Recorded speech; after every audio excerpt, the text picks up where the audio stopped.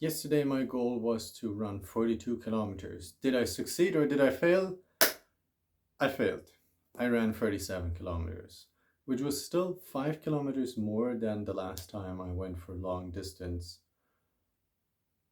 But at the end, I did consciously give in to pain and oh my god, I could just stop running now and start walking. And then I did that for 500 meters until the next kind of section I was going to run, and I was like, no, I think I have enough. And then I called it quits. So on one hand, I'm happy I made more progress, and my condition is so much better than the last time. I learned many things, but I still didn't get quite to where I wanted. So I guess this is an example of appreciating the progress you make, even if you fall short from what you want to achieve. But there's another lesson here from the running because I was at my end. I was in pain and I was not willing to go any further. And then I got back home. I basically vegetated for a couple of hours. I talked with a friend, went to sleep, woke up today, and here's when the interesting part begins because it was a new day. I wasn't working hard anymore. I was suffering the burnout from the day before, and I intentionally put myself to the lowest point I was willing to put myself. And today I could see, okay, when I'm at my lowest, what about all the other things in my life? How much of that am I willing to do? Like, if I'm at my lowest, am I willing to still go and record a video? If I'm at my lowest, am I still willing to do my daily vocabulary practice? If I'm at my lowest, how much other exercising am I willing to do if my whole body hurts me? So, doing this sort of long term exercise for me, but really doing an activity that brings you to your lowest point or to the limit you're willing to go, I think that's got value for everybody who struggles with reaching that point normally. Because I know when it comes to, let's say, weightlifting, strength exercise, I'm not willing to push anywhere as far as I am with long distance running, for example. I'm not willing to risk, for example, with bench presses, I'm not willing to risk absolutely anything there anymore. I I suffered plenty of injuries, and I don't know. It's dangerous. I don't want any long term injuries from any sort of exercising. I'll take it slower. I'll take it lower. I don't want to or need to be that big. So I'm not going to push myself to my absolute limits with that.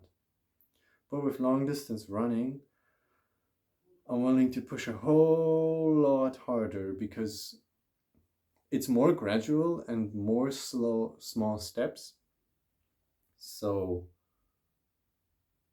I don't fear one rep fucking me over completely because it's just a step.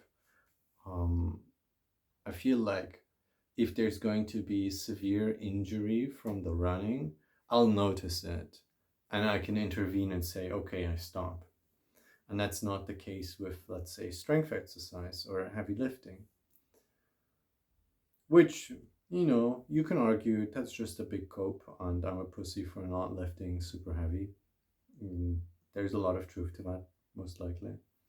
But I'm happy with running right now, and I'm happy with pushing myself to my limit with that because there is one time where probably most people will push their limits, which is either drinking or consumption of media.